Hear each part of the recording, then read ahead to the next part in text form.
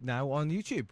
For those watching on X, we're going to have to redo that. Hello, welcome everybody to Elite FPL. We are live now on our channel. I haven't done this for a while. As you can tell, we had no intro. And Steve-O's just there going, well, next year it's just going to be me. We're here to talk about the season, the highs and the lows. It's titled, I don't know why Steve-O put the highs, because for me, I can't remember any highs. Steve-O, I think the highest you were in the game week was, what, 700,000 or something like that? No. It was a lot higher than that. Was it? That was in game week 3. Okay.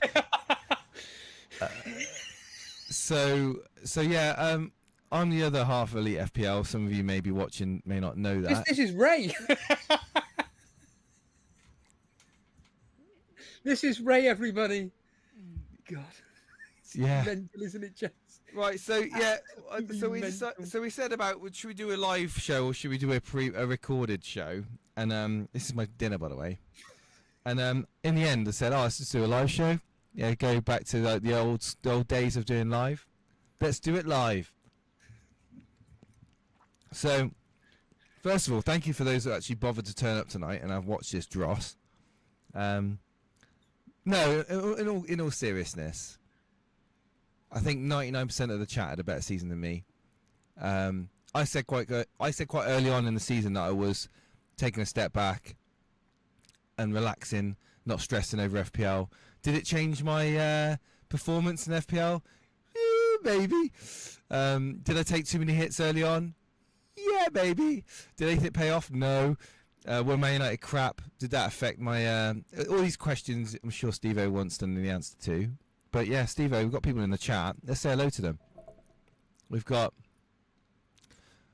animations. It's time for Animaniacs. We've got PK7. We've got Andrew Ferguson. Some of the old school names here. Yellow Army's here. David Amill's here. Fozzie's here. Nightmare's here. Matty Winalot's here. PK7. Connor, hello mate. Hello.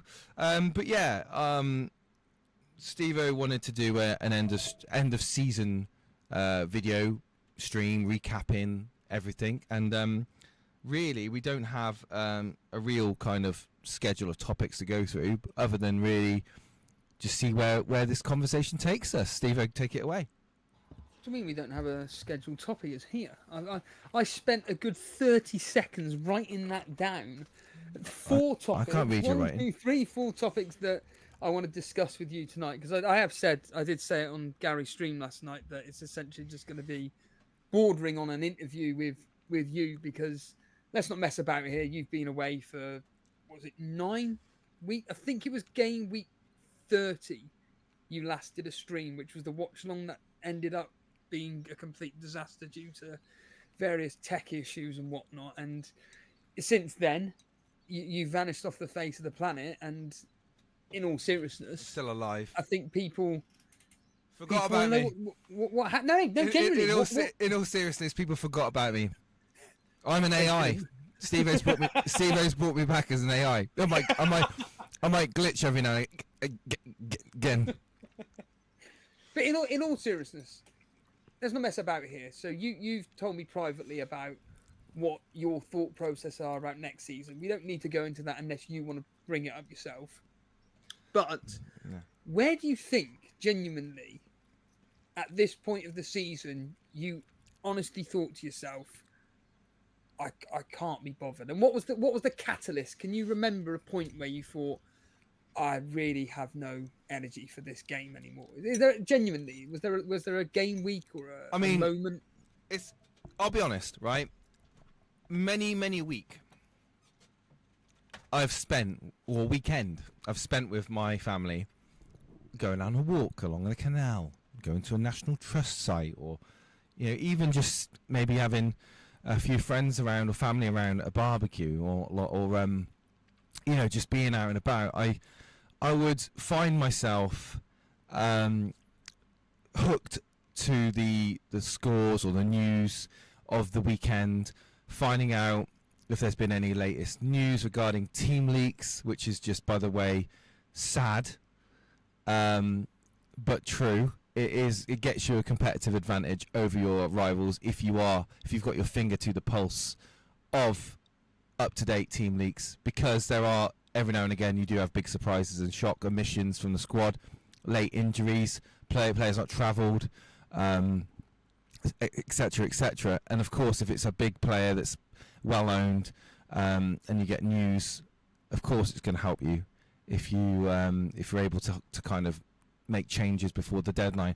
And I find myself, like, most of all, like, the amount of times I've had a really bad game week this year, or this past season, when I started off, and I would find myself really getting frustrated and be really upset about my decisions. And obviously we've all been there. We've all been kind of like kicking yourself, thinking, oh, this was like a 50-50 with another player, and then the 55th, you chose the wrong half of the 50-50, and it seemed to have been happening quite a bit. Of course, I've made error after error, bringing in the likes of Bruno, earlier in the season when he wasn't doing nothing. Of course, he continued to do nothing for the majority of the season. Then obviously De Bruyne and mancity as a whole being a huge disappointment. I think being cavalier and going against the grain, against the trying to bring in the odd differential has not really paid off. And I think my attitude to it was, sod it, I can't be dealing with a game that's free, bringing my mood down on the weekend because I've done something that's completely out of my control, something that I've got absolutely no way of like affecting in real life. Why should I let my relationship with friends, my attitude towards people around me change because I've had a bad game week? And I thought to myself, I consume a lot of football while I'm involved. When I'm invested in FPL, I consume a lot of football, and I consume a lot of news. And I think that's time that I find that I find right now that obviously being a father of two kids, quite rightly so, that takes a lot of your time up to make sure that you're providing and giving them the best, the experiences as a kid. So obviously weekends are sacred anyway. And obviously, I was spending a lot of time down the shed, which is where I am at the moment. And this shed has now become slowly more of a storage shed than a streaming shed. We've recently got into camping. Really enjoying the camping. Really enjoyed going outdoors and just spending it in quiet. And I think that's right. I don't know about you guys, but if you're really invested in FPL, your head is chaotic. In your head, you've got decisions, thoughts going on in your head, and my head's already chaotic as it is. Like, I've got a band I'm writing original songs for. I've got work where you can't afford to make any mistakes, so you're constantly going over everything you do at work to make sure that you're doing it right. And then, of course, on top of that, you then got the stresses of FPL. You've got stresses of life, paying bills, living, surviving. So really, if you could take one of those stresses away, in which case this past season FPL was one of those stresses, it unlocks a little bit more time to spend on other things. So really, what I can probably say is, to answer your question in a sentence or short paragraph, is I realised in the first third of the season that things were going downhill with my mental state quite quickly. My happiness was dropping. My football team that I love and support was almost like an on-field projection of how I felt. They were just dross and crap. I just thought, it would probably be better if I took time away from it. And what I can say is, it has been a breath of fresh air. And I feel that it's kind of, I've not missed any part of it. I've not been checking your team. I've not been checking anyone else's team. I've not been going, I wonder what they've done. I wonder what this person's done, because I've not felt the competitive edge. I have been a complete casual noob for 2/3 of the season, and I don't have any regrets. Now, where does that take me going forward? Where does that take me going into next season? Well, I feel like there could be an opportunity here to kind of create a new, like, an empty slate when it comes to FPL. So stopping the bad habits and the obsession and compulsive decisions, starting with a blank slate and playing very pragmatically with, you know, without having to rely on an echo chamber for make the decisions for me. Does it mean I don't take the game seriously because I'm going against what everyone else is doing? No. Does it mean you're taking way more risks and you're risking dropping down the leaderboards or the ranks like a stone? Yes, of course it does. But where does the fun come from? And everyone's got to ask that question. Where does the fun for you come from in FPL? Does it come from having a low ownership player in your team that comes through with a big point haul? Does it come through? Does it come from engaging with lots of FPL content creators and understanding the thought processes of their choices and maybe copying them and you know, going with the crowd? I mean, some people, I mean, the majority of people do that, so that gives them satisfaction as well, somehow. Or does it come from, you know, the rivalries between you and your close friends? You know, and doesn't matter what you're doing in the overall rank, but you're focused on yourself and maybe a small mini league, a small group of friends where your competitive fun comes from that and not from what goes on in the overall game. And I think next season, I feel I'm not going to care about my overall rank. I'm going to focus on just mine and your rivalry, wherever that takes us. I don't care. Tour Elite, and that's it. I'm not going to look at what people are doing in the Patreon League. I'm not going to be looking at the overall ranks. I'm not even going to be caring too much about the cup. I'm just going to take it very steady, and I'm not going to expect.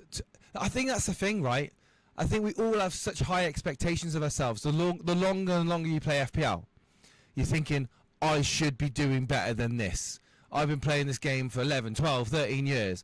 I should be better than this. This entitlement that rings through your head, when really it is a game of, okay, 65, 70% of the game is luck. I think 30, 35% of the game is actual skill, use of chips. You know, that's how I see it. I know there will be people in the chat that disagree with me. I'm sure there is. Maybe you have a completely different opinion, Steve. But going forward, I want to go into next season without expectations on myself. I have to finish in the top 500k. I have to finish in, you know, and I want to get this. I want to get this point total at the end of the season. Otherwise, it's an absolute disaster. I don't want to have these expectations. I want to go in with almost the season back in 2018, 2019 when I did really, really well. I went in just for, you know, I'm going to have a crack, I'm going to have a good crack at this, see how it goes. You know, whatever happens, happens, and not try to overthink anything that I do. You know, gut feelings. How many times have you said, Steve-O, oh, my gut was to bring that player in? Or my own advice, I've gone against my own advice. I've been telling everyone on the stream or on the video that this is the history, this is what history's saying. Oh, and guess what? It come out right. You know, oh, maybe I didn't need to and ah about what I need to do. Maybe just keep it simple. Keep the game simple. Don't convolute it, and just enjoy it. I think that's the way to do it. Absolutely, that's the way to do it. And I want to say thank you for everyone that's joining the chat tonight and giving feedback on this. And you know, I think you you better sing one of your songs, says FPL Cycle. I've got some original songs which I will share at some point. Right now we're focused on discussing the future Elite FPL, the season that's just gone by. Certainly a big shout out to the community. Without going on and on and on about it, you know, I still cannot believe we've got such a following on YouTube waiting for us to go live. The names in the chat, the same names. You know, we really well, I mean, to be honest, it still feels like the first time we went live, Steve-O. The fact that people just tune in and listen to us talk about FPL Because we're nobodies really. We're nobodies when it comes to FPL. We're not the top 1%. We're just two guys that chat about FPL. I mean, Steve-O, I have to say, guys, let's be completely frank about this. Steve-O's basically carried the Elite FPL this season on his back. He's put in the effort. He's done so many videos. If you were to ask me how many videos he's done, I wouldn't even hundreds. And I'm like, he's gone out there. He's engaged with other content creators. He's made friendships and networks with other content creators out there. He's gone above and beyond. And I think we all need to really look at Steve-O as basically he's carried the torch for Elite FPL this season. If it wasn't for him, this channel would probably have dived and it would have had no content and people would have just gone elsewhere. And I know that Steve-O's a polarizing figure. Like he says it as it is, and people don't like that. People don't like people that say it as it is, because everyone's got their own opinion on things, and if someone in a public forum sides one way or the other, there's always going to be a percentage of your audience that hates it. So that's why you find a lot of content creators, they're very middle of the road, very careful what they speak about and what they say, because they don't want to be controversial. And how do you perform well on YouTube? By being non-controversial, by treading the line of avoiding anything that could get you into hot water. And I think Steve-O, the people that follow you and appreciate what you do, appreciate the fact that you're not going to beat around the bush about how you feel about things. Can you be a bit dramatic at times? Yes. Could you wear your heart on the sleeve at sometimes when really, you just need to take back? But that's the thing I like about you, is that you basically let it out. It's almost like a therapy session, like you've said in the past. You let out your thoughts and your feelings about something, but then afterwards, it's gone, and it's healthy.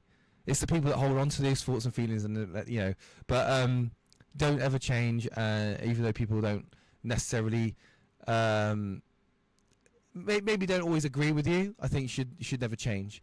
Let's read some of the comments out. Firetog in the chat saying, "I've not enjoyed FPL this season." Firetog's had from what I remember, the moderators are having a very good season. Certainly Blonde was having a very, very good season. I don't know what happened to her late on in the season, because I stopped following everything that was going on. Steve-O will be able to tell me in a minute. But certainly Firetog saying he's not enjoyed FPL this season. I get the feeling that a lot of people have had less enjoyment this season on FPL. Is it because we've not had a diverse selection of players that are at top level that have performed, and it's just been basically the safety net of teams that have succeeded? I don't know. Danny Boy says, spot on, Jason. The most important thing is just enjoying the game. Absolutely. Zygool says, for me, it's people like you and the engagement and the community spirit. Actually doesn't feel competitive. It feels like a code that you need to learn how to master. Is there a code to unlock an FPL? I mean, if there's a cheat code, then let me know it, because I definitely could do with it. Paulie says, I've played the last 2 seasons without being in any league, and it's the most fun I've had in the entire game. The entire time I've played the game. Wow. Matty says, I don't think you need to explain, Jason. We all thought it was to do with family life and having a child. Yes, that did factor into it. February, I did have a new addition, and of course, having a baby has its own challenges and time commitments that comes with it. As you know. I think Zykel says argue that some of the issues of FPL and the community can be good, and sadly for me it's been the case, but it can go the other way easily and very addictive and time consuming. Absolutely. Jojo, good evening. David Hamill says, is Jason seriously suggesting that happy family life is more important than FPL? What a joker. But Andrew Ferguson says this season was this season it was the Patreon league for me. The banter was bloody brilliant. A great bunch of people who support each other. Patreon has been an amazing addition to the channel. I can't believe we didn't do it earlier. Steve-O's mastered that now, the art of Patreon, and we'll be talking a lot more about Patreon a little bit later in the show. Thank you, Gravy Dave. We really respect and love the fact you guys come and listen to us and join our streams. Madeline Tudor's here, and number one in chat league. Madeline Tudor. See what I mean? It's obviously all that advice that you've been taking from Steve-O. Join late, says Ray Koreshi. Ray in the chat. But Jason's mic is a little bit muffled in sound. Is it really? Oh, that's not good. Oh, 1, 2. Oh, it is. I would be highlighting, but it doesn't matter. Let me have a look. And you shouldn't be saying Ray's name. He's banned, apparently. Ray's banned? Saying Ray's name. What's going on? Oh, I think I might know why. Lots of people don't like the word Ray. They hate the word Ray. 1, 2, 1, 2, 1, 2. Ray spelt with an A. Again, we'll go back to the Steve Merchant line. This is what you should have done before we went live, Jace. This is what we should have done live. Hang on. How's it sounding now? Quickly. We were on a roll there. Jace, can you hear me? Yeah, mate, I can hear you. I'm just. Oh, there we are. Done. I'm just turning it up. There we go. I'm just sorting it out. There we go, Right. mate. There we go. There we go. There we go. We should. Ooh, it's loud now. Oh, it's loud. Is that better now? Chat. This is why Jace's going to be the producer next Here we year. go. Yeah, I could. Very quick. There we go. To the point. There we go. It should be a lot better now, guys. The microphone should be a lot better. 1, 2, 1, 2, 1, 2, 1, 2, 1, 2. That's perfect. There we go. Perfect. Sorry about that. God, took all that. Well, thank you so much for telling me about all of the technical issues. Half an hour into the stream. Is it right? So, Steve-O, you wanted to do the stream. I've done a lot of talking. How's the season been for you? Well, I still don't think you answered my question. But I'll let you eat your food because now it's frozen cold. It looks like a Haribo selection, to be honest with you. The Star Mix. That's what that looks like. What is it? Just quickly. Yeah, I eat a plate of Star Mix for dinner, mate. What is that? I will have a heart attack before I'm 40. It's rice, chicken, rice, pepper, onion. It's just a chicken rice dish, mate. Nothing. Okay. With a bit of flavour in fair here. enough. Yeah, like you say, I don't want to go over it because I spoke to Death over the past few days about how the season's gone. But certainly something that was highlighted last night on Gary's stream was about what you mentioned just now, funny enough, the 50-50 decisions and how literally, in my specific case, they went the way of the poorer player rather than the better player. So the simple example I can think of the top of my head was Palmer when he had his penalty saved against Leicester, and it was the decision between whether people chose Palmer or Salah. Salah was at home to Southampton, I believe. But at the time, it really was a choice between Palmer and Salah because them two, I've got it all in my notes. Them two were On fire. bordering on neck and neck, as in the sense of they were doing really well with their returns.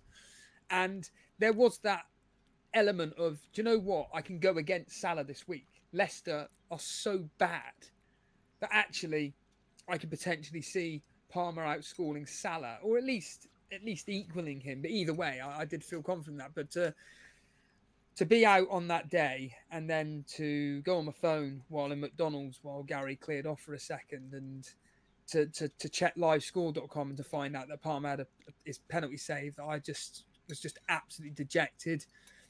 You mentioned Kevin De Bruyne, funny enough, and he was one of the players which I brought in on my Game Week 4 wildcard. I think you may have done the same. And then Game Week 5 comes along, he does nothing, and then he must have got injured during that week. Maybe Champions League, I don't know, but he certainly got injured. He was then out for 6 game weeks officially in Premier League he was out for, and then he came back for 3 sporadic substitution appearances. But he, for me, Jace, has just been an absolute joke of a player regarding from an FPL point. I think that Kevin De Bruyne is.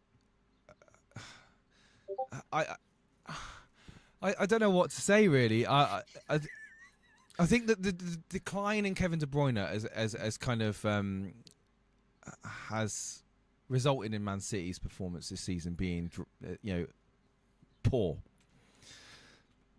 And I don't know what's going on in behind the scenes. I know he suffered with a few injuries early on in the season.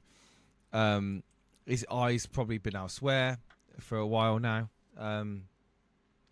it's just a big shame, really, because we all have seen year in, year out what Kevin De Bruyne is capable of. Not from just from an FPL point of view, but from a footballing point of view. And it's been what used to be a banker of getting points and bonus points has turned into, like you said, a bit of an overpriced joke of a player, unfortunately, which everyone stays away from, apart from me, who likes to punish myself with getting players in that don't do anything. Yeah. A big disappointment, I think. I think it echoes how I felt this season. Big disappointment. Well, you made another point about the fact that there are other players that just haven't performed this season. So people like, for argument's sake, Firetog or myself, you, whoever, that's felt like their seasons have been an absolute disaster. And I will say that there's a lot of people, Jace, that have done a lot better than they normally would. You mentioned Blonde. Well, she's had her best ever season. Yeah. She has literally had her best ever season. We should be getting her on here, asking her what she done differently. She ranked, I think she ended up like 35k, something like that. Maybe a bit higher, maybe a bit lower. Either way, she has done extremely well.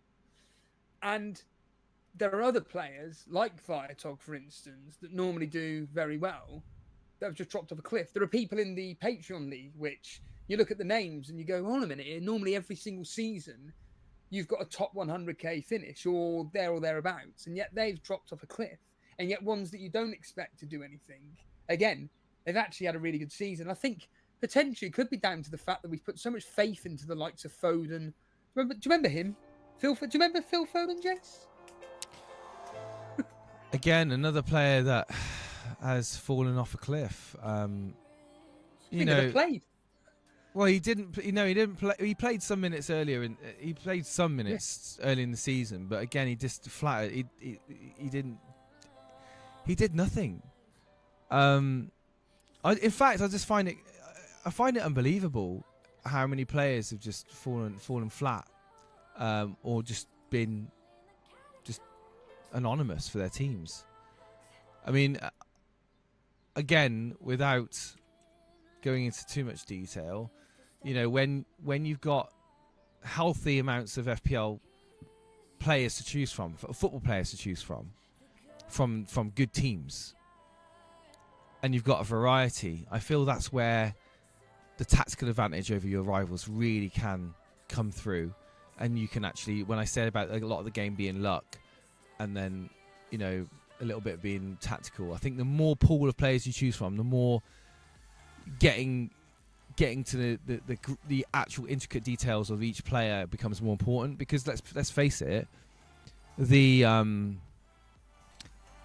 safe picks this season have just been steadily returning points week in, week out. It's been the same old. How many times have we gone through mini league, Steve-O, and seen a completely different team to the next? It's got 7, 8, 9 of the same players in. Do you find it fun when you're going through the mini leagues and you're thinking, oh yeah, I really want to beat this player this week? You go on their team and you're like, oh right, we've got 2 players that are different. He's captain the same player as me. They all had a very similar team to mine. I know that Andrew and Graham being the overall Patreon winner, them two essentially had, I think it was literally 2 different players for weeks. And when it came to double game week 33, I think it was, I'm making the names up here, but I'm just giving the example. It was basically Pope and Munoz versus Henderson and Livramento. That was it in double game week 33. And certainly, like you stated, I know Triggerlips talks about this a lot, where this season really did feel like we only had a very small pool of players to choose from, in which it was just the slight different combinations, i.e. did we go double Newcastle defence, or did we go double Nottingham Forest defence, for instance? Did we go, in fact, a brilliant one that Firetog had, and he latched onto this early, and here we are. I actually said in a Patreon or a video, it doesn't really matter, that double Man City defence is the way forward. I mean, of course, I didn't take my advice. I thought Kevin De Bruyne and Haaland would be best, but having double Man City defence was the way forward. And there was only a small select field of players, and certainly, I have, like, even, I've even got it here, like in game week 11 when I took a -4 to bring in Mazraoui. I had a lot of people, including Gary himself, saying, shouldn't be doing that, shouldn't be doing that. And in that specific game, it was against Leicester, if you remember this, he potentially nearly got an assist for Fernandes. In the end, he got an 8-pointer. Mazraoui, yeah, he got an 8-pointer rather than an 11-pointer and potentially another bonus point. But it did feel, did you find this season as well that it was really punishing when you did go against the template, Jace? Did you notice that? Yeah. I mean, look, you can go through my history in FPL and you can see like where I tried to make a different. Like, I'll just quickly go back whilst I'm talking. And I've tried to be a bit maverick, a bit risky with my picks. Did you start the season with Salah and Haaland, or did you do what I did, which is I'm going to be not clever, but I'm going to go with Jota or another. No, I started game week 1 with I had Jota, I had Havertz, and I had Haaland. So you didn't go double like a lot of what should have been Salah and Haaland. We went against it and thought, you know what, let's be clever here. And then Salah just went off and was getting. It's frightening. In fact, if you look at, I'll tell you the most shocking of all the things this season, I think. If you look at Haaland, once he gets to game week 6, he just drops off a cliff. Just falls off a cliff. Yet Salah just kept. In fact, it was the game against Arsenal. The second he said to Arteta, like a bitch, he went, stay humble.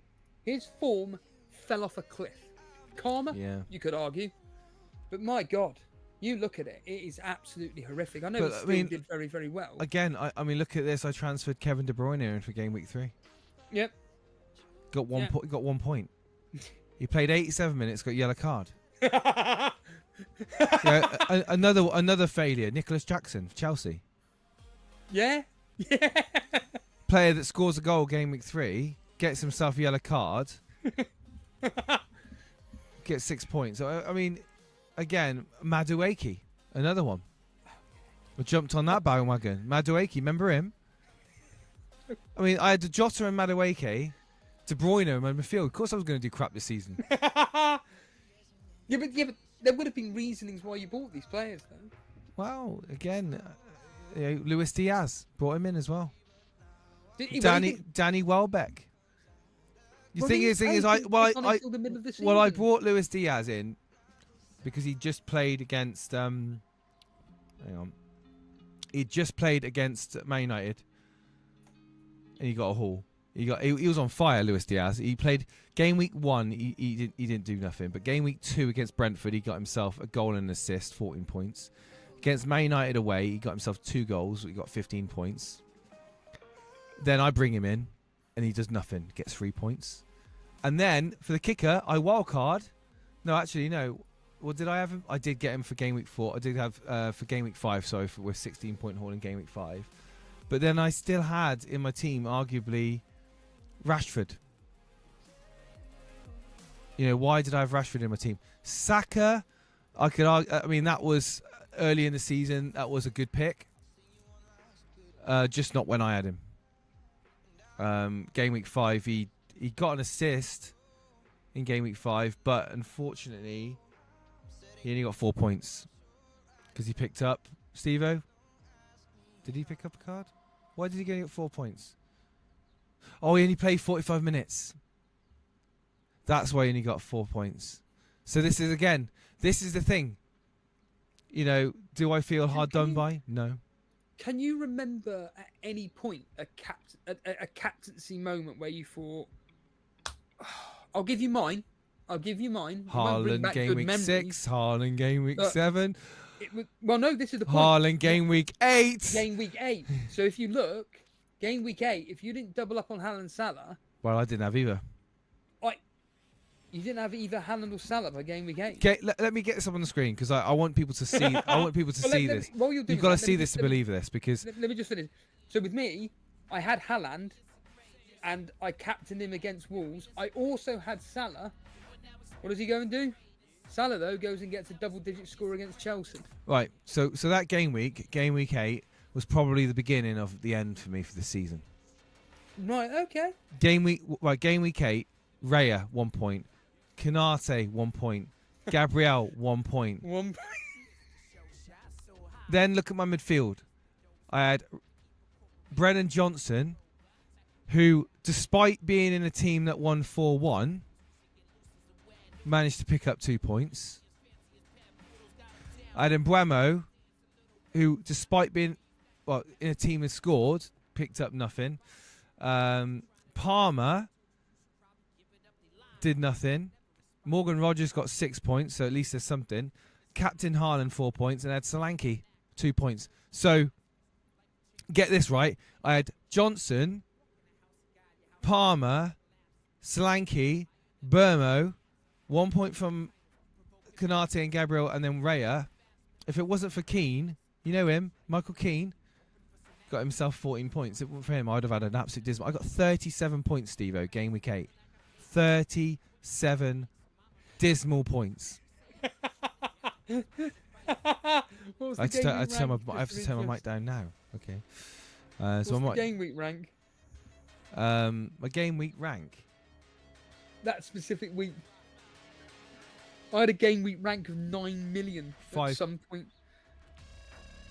Game week rank was on game week 8, 5.1 million. Yeah, game week 28 for me, 9 million rank. Yeah. And like, I mean, was there a game week that I think was there a game week that really came through for me? By the way, I just want to say we've got a legend in the house, Alf PL. You think you've had it bad, Jace? Try and be Alf. Evening, Alf. I mean, I wouldn't even want to know what's my highest score in the week. Would it have been double game week 24 potentially when the doubles started coming around? Using your assistant manager chip, and I mean that's another question to ask you. Your chips, how did they all get? 131 points in double game week 24. That's really good. What chip did you use? Triple captain? Assistant manager. Okay. So how did your assistant managers go then? And 22. Your triple captain, bench boost, etc. Oh God, now you're asking the question. Well, my triple captain didn't do nothing. My bench boost was... wait a minute. Who did you triple captain again? It was an absolute... I'm sure it was an absolute disaster. I could be wrong. Who did I triple captain? I triple captain... Game week 33. Yeah. I triple captain De Bruyne. He got 5 points. That's right. Over 2 games. And didn't he get a yellow card or an early sub or something in that? He didn't. No, he got 3 points against Everton in a 2-0 win, and then he got 2 points in a 2-1 win over Aston Villa. Again, Man City scored 4 goals in those 2 games. De Bruyne does nothing. Plays 87, 90 minutes in respective games, and yeah, I mean. Yeah. I think going on another thing you said about reward, Alf is the person that explained this perfectly. I never really thought about it before. In any game that you play, you will always get better. FPL is one of the few games you will not get better at. If anything, you can be punished and get worse. You can get worse because you're always chasing points. Whereas in something as simple as, let's take Age of Empires as an example, at a point chase, there's a point where you start off like doing really poorly and you're constantly losing the battles. After a period of time, you're building up your armies, doing however the game plays, to the point of where I've mastered this. Well, games in general are like rock, paper, scissors, right? So certainly strategy games, you've got one thing that counters another thing, one thing that beats another thing, etc., etc. Whereas FPL, it's just gut feeling, analysing what other people are doing. You're looking at the highest probability of getting points from players. So you're looking at how have they performed against these rival teams previously? How many minutes are they playing right now? Are they in form? What does the manager think of them? Are things going on in their personal lives? You know, you're trying to get a competitive edge as much as you can over rivals by getting as much information as you can on that specific player. So, but ultimately, once the game kicks off, you cannot change things. Whereas in a game, like Age of Empires, for example, or a game of chess, you start a game of chess and your opening is being demolished. You've got the mid-game to try and get back, and you've got an opportunity to turn it around. Whereas from an FPL point of view, you once your game week is locked in, doesn't matter what news comes out after the deadline or what comes out. You know, the Sunday games. Oh, there's been a there's been an injury in the warm up on Sunday, and it's your captain, or it's something like, you know, it's a differential of yours that you're relying on. Oh, who's on the bench? Oh, I don't know, Murillo or Dan Burn. You muted yourself. But no, in all, I think, yeah, it's a game which punishes you and makes you feel despondent when things don't go your own way. But really, time and time again, we say it over and over again. Really, you can't blame anyone. You can't blame anything for real life events. No more than you can blame. You can't blame the weatherman if he says, "Oh, today, this weekend it's going to be beautiful weather," and you book a nice place to go, maybe go camping, or you're going to go for a nice river walk, and then you go there and it pisses down. What are you going to do? You're going to ring up and complain in the Met Office? I blame the weatherman. You say, "You know what? I did my research." Weatherwoman these days. It's actually this is the perfect analogy. You go away, you do your research, you find out what the weather's going to be like. You look at the travel situation of getting to the venue or to a place. You look at things, amenities or attractions in a local area, and then you get there, and all of a sudden, it's pissing down with rain. Trains have been cancelled, or the buses are cancelled, or they're, something's closed. The museum that you wanted to go to is under renovations, or, oh, we really want to go see that, that butterfly farm, see the butterflies. Oh, they're closed. Oh, right, shit. Oh, guess what? That's just real life. You can't do anything about that. You can't ring up the Met Office and complain, say, "Excuse me, it's pissing with rain. My kids are upset because they've got to stay inside the car. They can't walk out in the road without getting soaking wet." Or, ring up the butterfly farm and go, "How dare you close? My family is down this weekend to come and see those butterflies." It's like getting angry about that. You can't. It's just circumstances. You can't get angry. It's the same thing about FPL. You can do all the research and all the preparation you want, but ultimately, what happens, and you can't blame anyone. You can't even blame yourself. It's a really good analogy. I mean, it's a good comparison.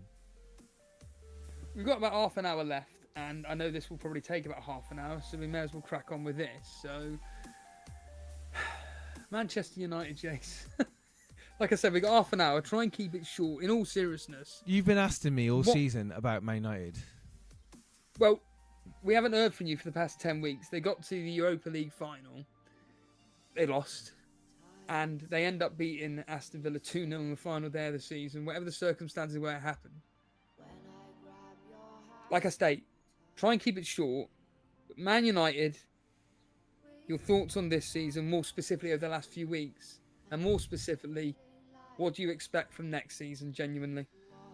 My thoughts on Man United, you go back to pre-season. I mean, okay, I always get this stupid... I don't know if it's my... Do you know, I had Man United players in my team for Gameweek 1. And of course, they've been a massive letdown this season. You've asked me early in the season, midway through the season, how I felt about Man United. My feeling of Man United hasn't changed in the slightest, in the fact that we have bloatware on wages. We got way over the top wages on players that are no longer anywhere near their best. We've had, unfortunately, poor transfer decisions, management, all the way up to the board of directors. ownership has been, for me, chaotic. I think the whole thing with the focus on the new stadium is a big distraction.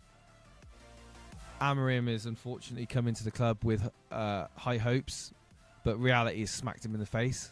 The reality is it's a once big club that has got lots of problems, lots of holes, not just in the stadium, but there's obviously divisions in the changing rooms. It's quite obvious. There's personalities in there. There's egos in there. You look what happened to Rashford, Jadon Sancho, Anthony.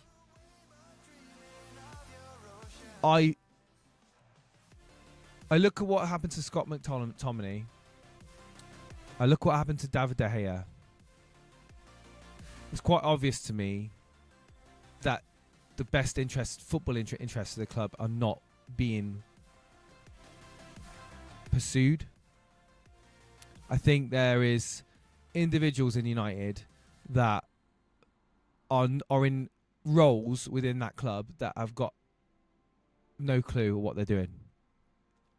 Wrong people in the wrong positions, making important decisions, and who falls out? Who picks up the pieces and has to deal with it week in, week out? It's the fans. The players still get their money, whether they win, whether they lose, they'll get their money. There's no performance-based salary in football. Oh, would it be different, Steve-O, if guess what? You're 250,000 a week. If you don't perform, that gets cut to 80,000 a week. The players that do perform, they get bumped up. I think that's fair, personally. A fairer system, and you should get more out of players. Because at the moment, I think it's player FC. But Goldbridge goes on about player FC. It's completely right. They hold the club to ransom. Essentially, you can spend look at Luke Shaw. How many minutes has Luke Shaw played this season? I don't actually know. The last 3 games. No, but he's still taking his paycheck. Does he feel guilty at the end of the week, going, "Oh, yeah, I've done nothing this week"? Well, let's just use me as an example, right? So just to quickly interject on that note, I've been off work for 3 months due to an ankle issue. Don't need to go into reasons. I've been off work for 3 months.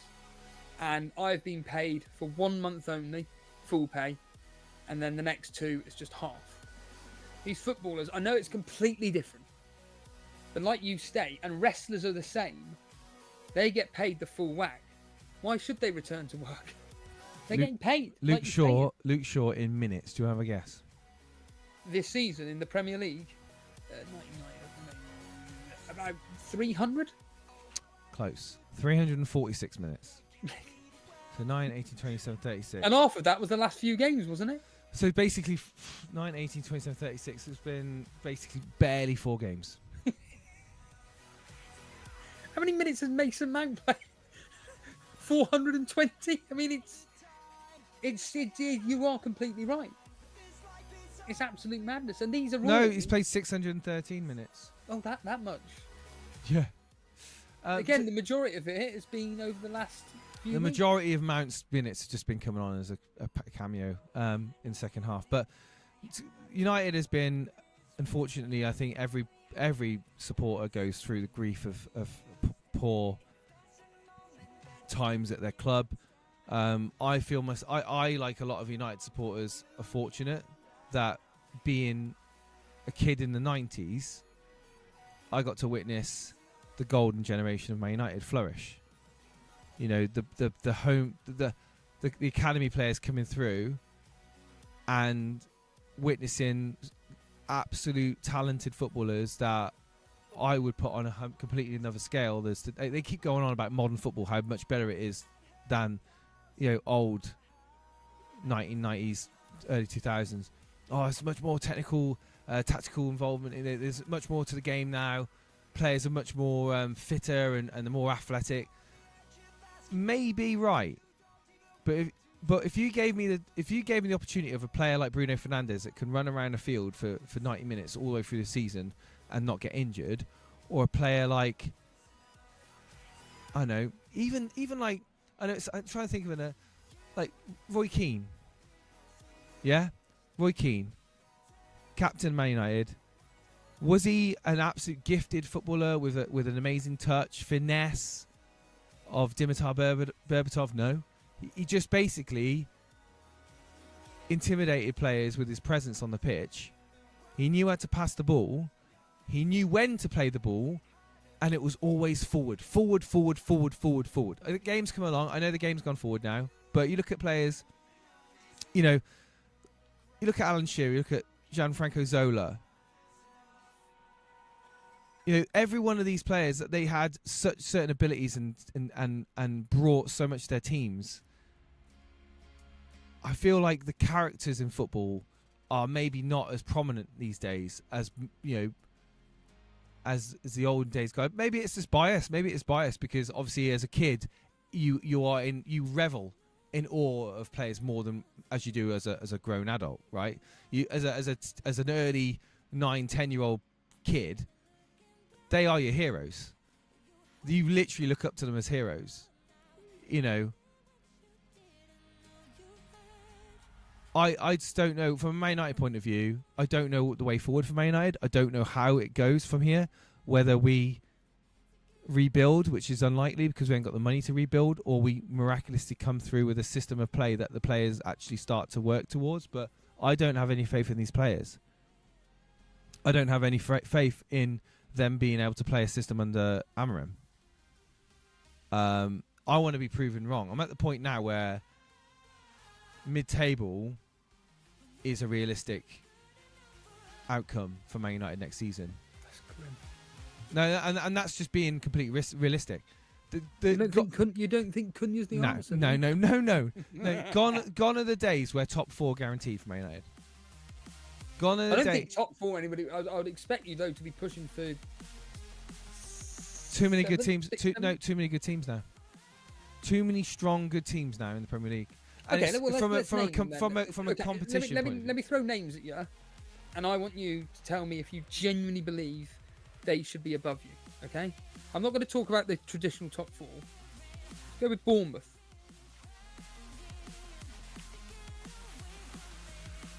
Should Bournemouth be above you next season? No. Brighton. No. Wolves. No.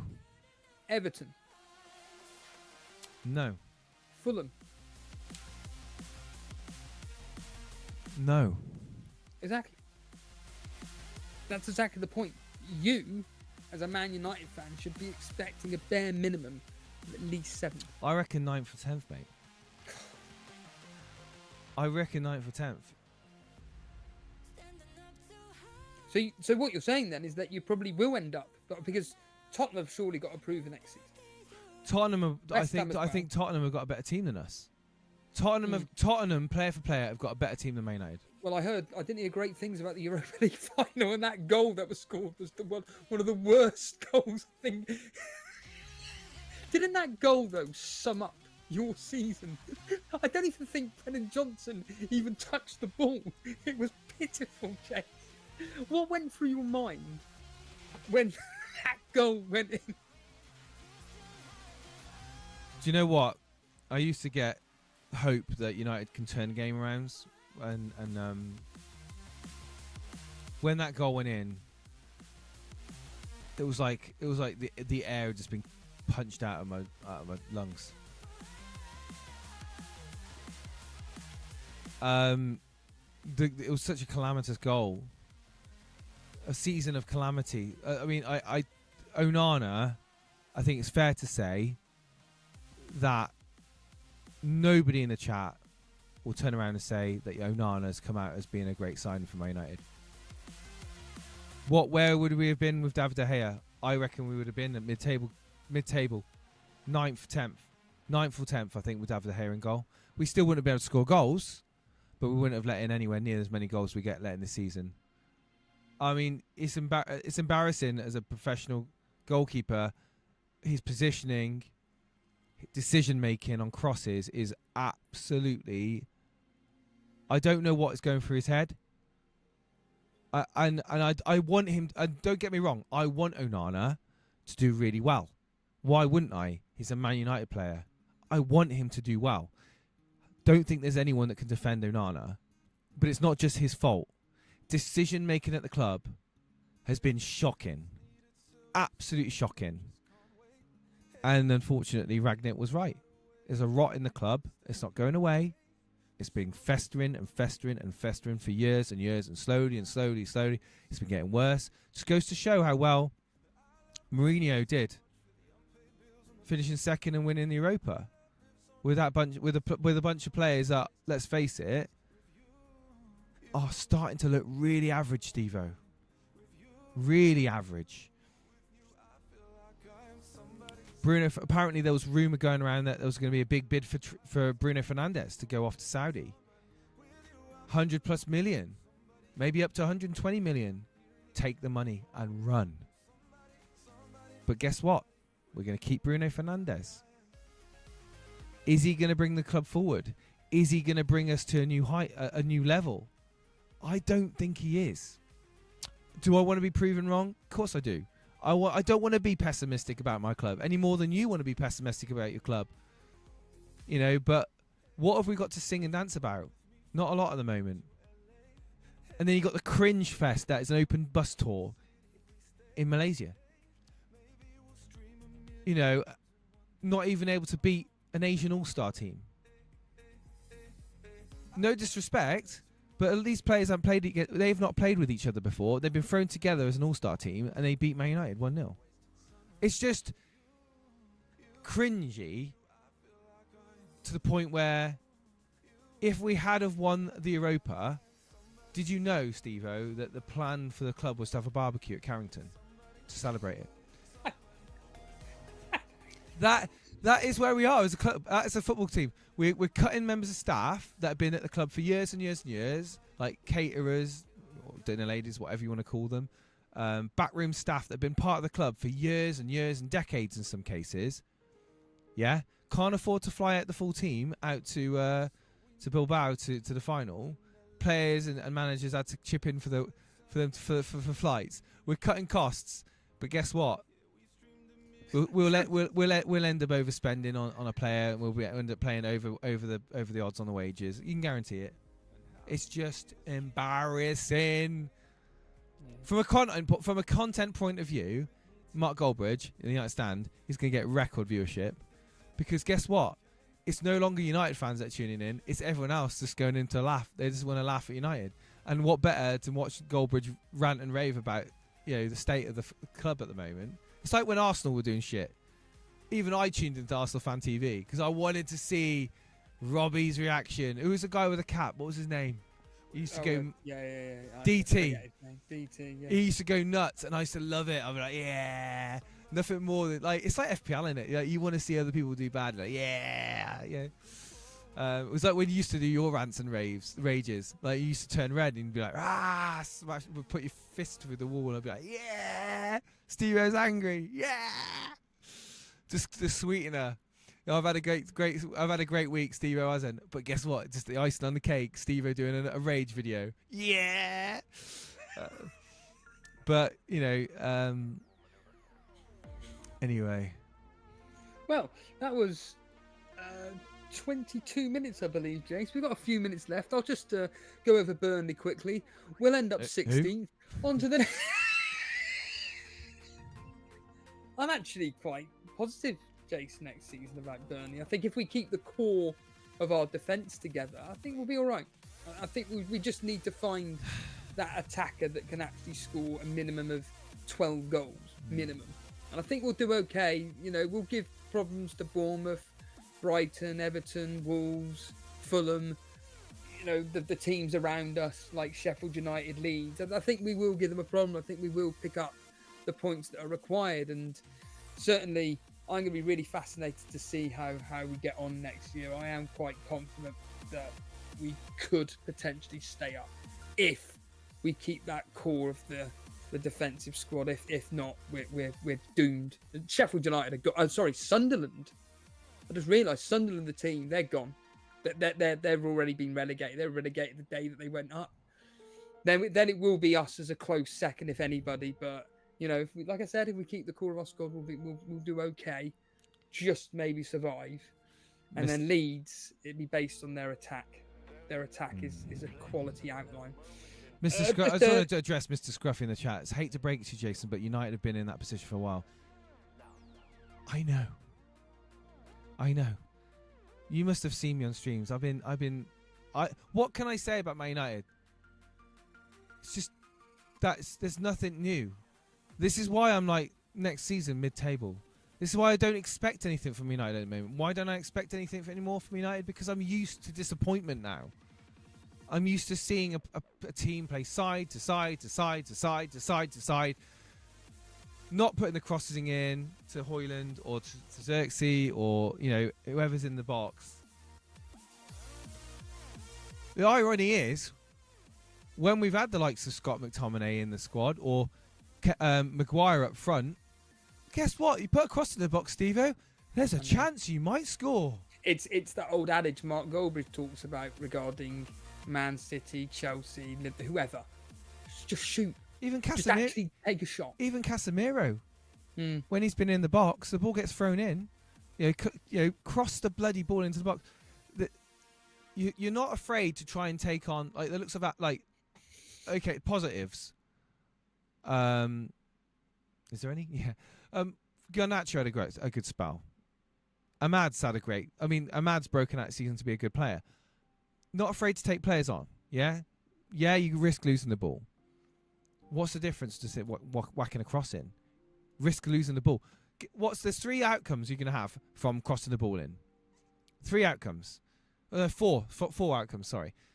One outcome is you get ahead to the ball or volley to the ball and the ball goes over or wide for a goal kick. Secondly, you get a header or volley to the ball and the ball goes into the back of the net. Thirdly, the ball gets whipped in and they clear it.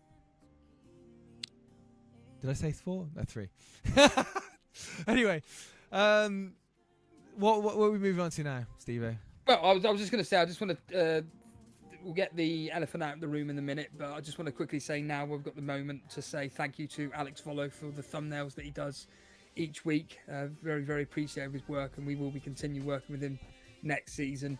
So really do want to say a big thank you to Alex Volo helping us with the he's giving us the thumbnails basically. Really do appreciate. There was 4. There was 4 things.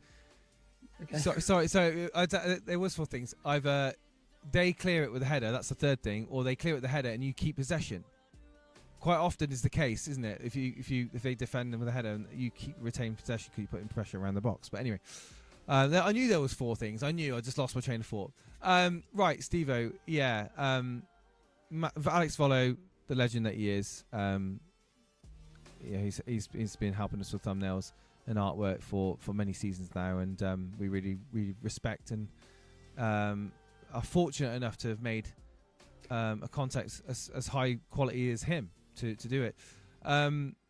So kind of moving forward. Well, hold on. Let me just finish what I was going to say. Oh, sorry, mate. I just want to say thanks to Ray, the man that's banned from this channel. Just a big supporter of the show, and of course being my assistant manager. Being my assistant manager, of course, doing the odd Patreon podcast with me and also the odd stream with me here and there. Obviously, like you, he's very busy with family, so unfortunately he couldn't commit to doing every single Saturday evening reaction. But when he could do, it was a lot of fun. Shane as well, big thanks to Shane. He seems to have vanished off the face of the planet. I don't know where he's gone. Shane, just reach out to me because it's a bit worrying that I haven't heard from you for quite a while. And other than that, thanks to Andrew, Gary, Triggerlips for allowing me to have a voice on Gary's streams. It's been a lot of fun doing all that. And of course, FPL Juice as well. Been really enjoying that. And of course, they've got their tournament, or more specifically, their Ash versus Nick 11v11 at Barnet Football Ground for Street Child United on the 7th of June. Everybody's welcome. And I'm going to put a link to their donation website where anybody can just click a link, put in as much money as you want, even if it's a quid. It doesn't matter. Just click the link that I'm going to put up on Elite FPL at some point next week and just simply donate whatever you can.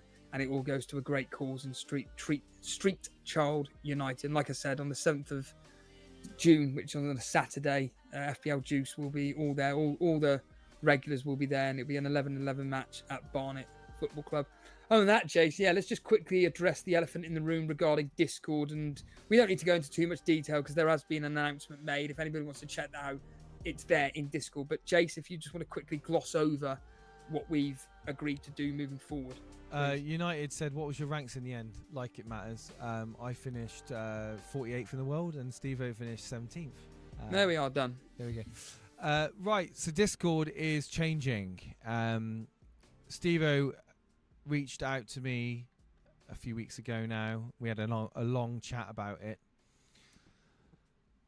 Discord is, of course, early on in an Elite FPL, Discord was intended to be a place for the community to engage with us via call-ins, interact with us on the streams, a place where discussion relevant to the mini leagues could take place. Now, Discord now has evolved into a place where it's basically become a bit of a free-for-all in terms of discussion. No one cares much about what we're doing as a channel, and it's almost like the purpose of having a Discord is veered off in a separate direction from what it was intended to be. So we had a decision to make, and the decision was, do we rename the Discord and just leave it as a public Discord for people to use? Do we try to separate the Discord into certain areas? It's quite obvious that there is a element of people, I would say 50, 70 people in there that do majority of the conversation on a semi-regular basis, and probably less than 25 people that do it on a frequent basis. So we're not talking about a large amount of people here that are frequently using the Discord. It's very much 50 people or less that are using it on a regular basis. So then the question was, well, where can we use the Discord, and how can we use the Discord, and how can we go back to the days of having it as a centerpiece for the community to communicate with us? So like, if you have tuned into our Patreon videos, or Steve-O's Patreon videos, he likes to do discussions from the Patreon, talk about what the comments have been talking about, the game week. We want the Discord to be a way of interacting with our community, filtering out the non-relevant conversations that are the wider areas of football. The Discord has become a very big bloated place where it's a lot of everything, but not enough of what we originally intended it to be. And now the announcement went out to the moderators earlier this month, talking about the plans. I'll read it out. Myself and Steve-O has been speaking for a prolonged period of time regarding the Discord and its future. Steve-O's actually stopped going in the Discord. I don't know how long it's been now. It's been well over, a year and a half before you started giving it a miss. Yeah, basically.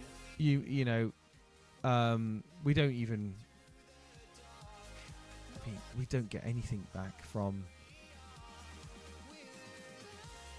I think, for me, when it became disappointing when we were doing the call-ins and we were starting to see a decline as the season was going on, a decline in people wanting to come on, and we started. I started to try and look at introspectively look into: is it the channel that's per se not inviting people to? Is it not welcoming enough to bring people on the show to talk about their FPL season, talk about their FPL team, or is it the overall Discord?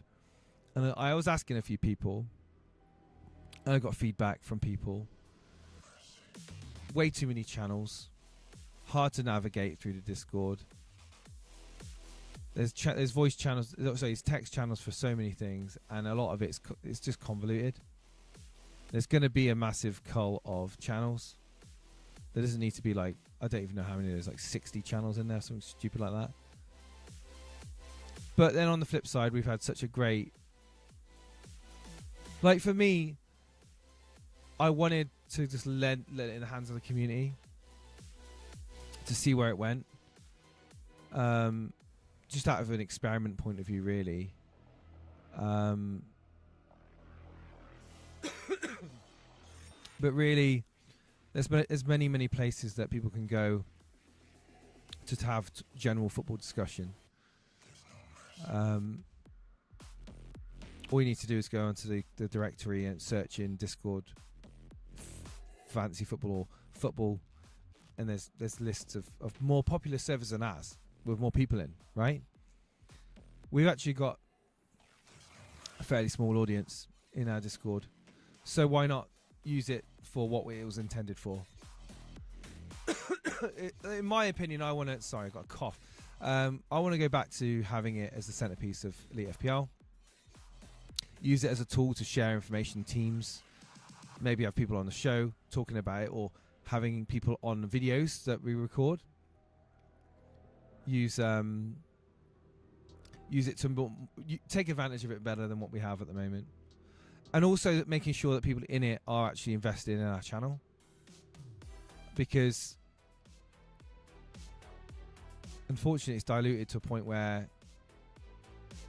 there are people in our Discord that don't even know about what the channel is or what it's actually about. Or there have been people that have been disruptive as well. Unfortunately, there's disruptive people that have come in and they've been toxic. Few and far between, but they do come in. So this gives us a bit more control over that as well. So the announcement goes, over the last few years that we've come to realization the Discord no longer serves its initial purpose. We're not interested in having a massive server. We're like, contrary to a lot of people, we're not actually interested in having a massive bloated server. We want to have a quality server base.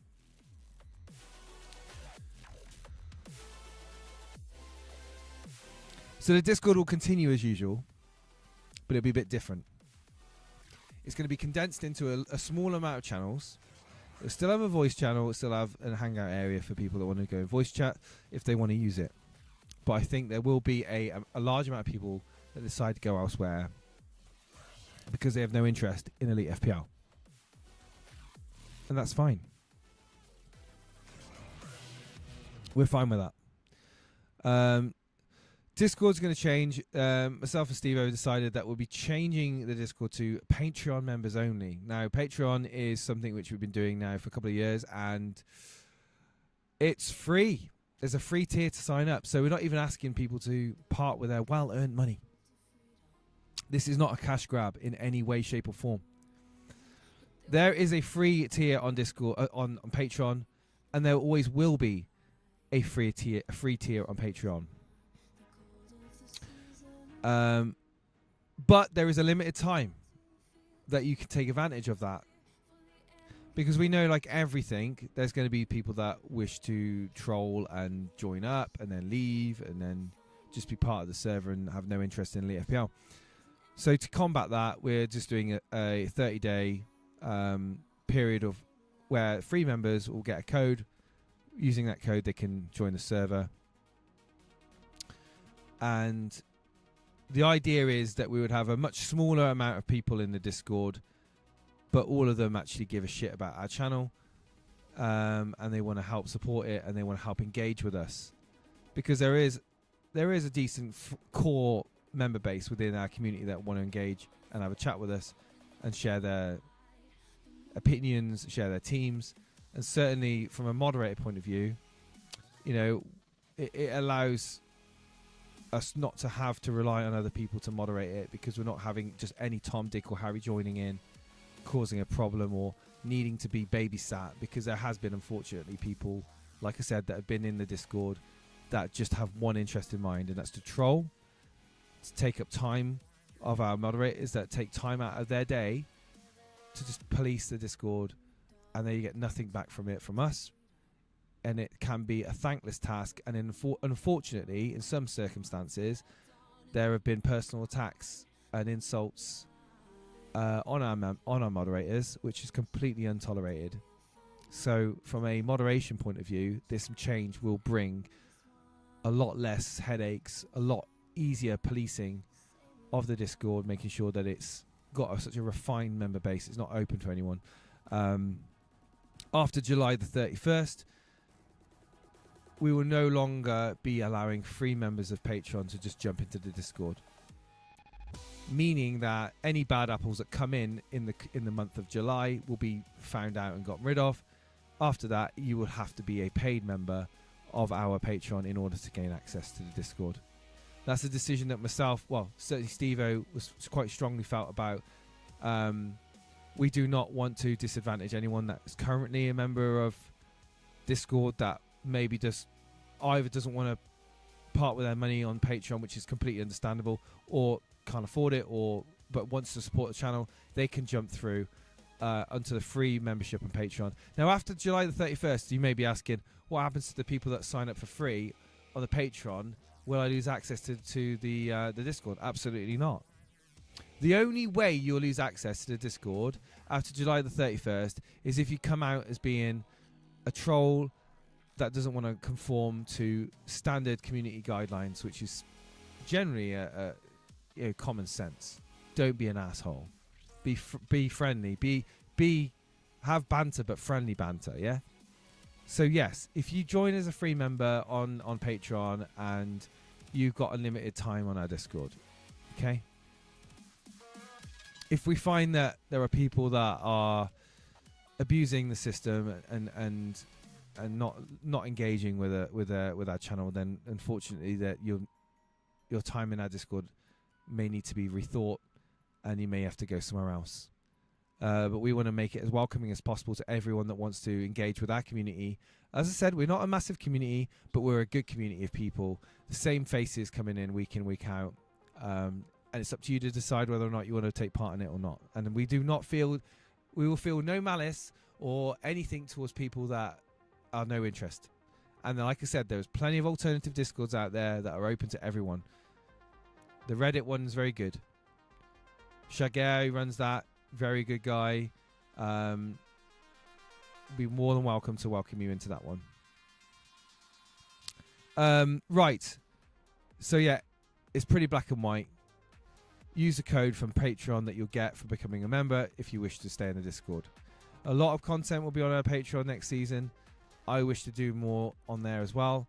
I'm going to be doing an overhaul on our graphics, an overhaul on our intro, making sure that Steve-O's set up properly on everything, making sure that we use the time wisely in pre-season to put back into the channel and invest time and effort into the channel to make it, continue to improve. Because, like I said, this season, the weight's really been on Steve-O's shoulders, and there's been tech issues. There's obviously been old graphics that needs updating, and certainly from my point of view, I've been pretty much not interested.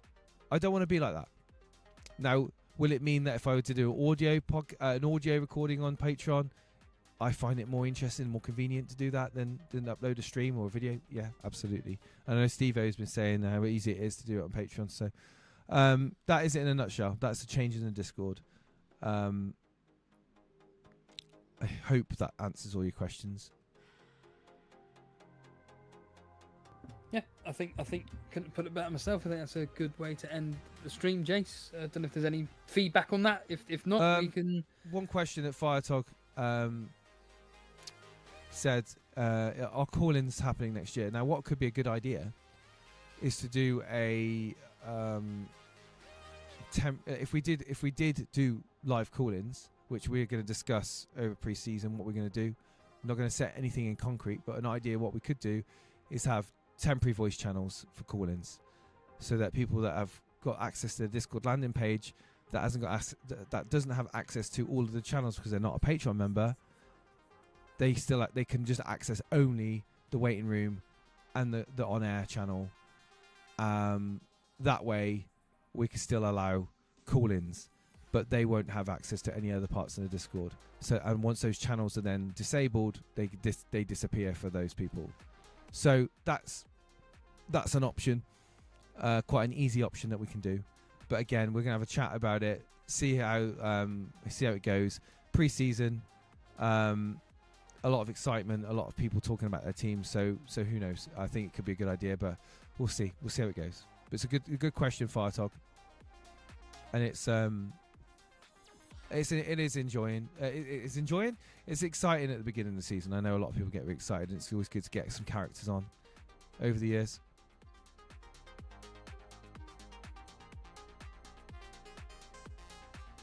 Yeah, I think on that note, Jace, we can leave these people to it, and we can get out of here and enjoy our crack evenings. on with our lives. Enjoy our evenings. Take it easy, Yeah. guys. Yeah, thanks everybody for tuning in tonight, and anybody watching on the replay, thanks for watching, and yeah, we will see you next season. Yeah, and hopefully I can do better in the moderator league. See you later, guys. On that